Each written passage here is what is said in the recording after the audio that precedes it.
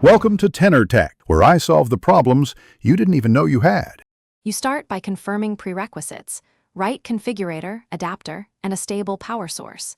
Connect the ESC to your computer using the recommended USB adapter or through your flight controller. Make sure the ESC is powered separately or by a regulated 5V supply. Once done, launch the configurator and let it detect the ESC.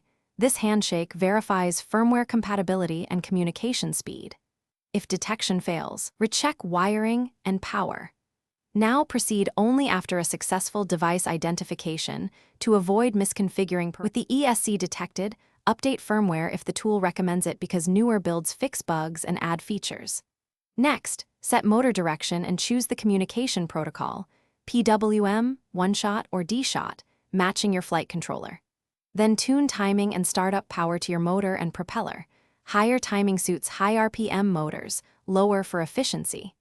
Use the configurator's sliders to set min and max throttle, and enable safe arming to prevent unexpected spin-ups.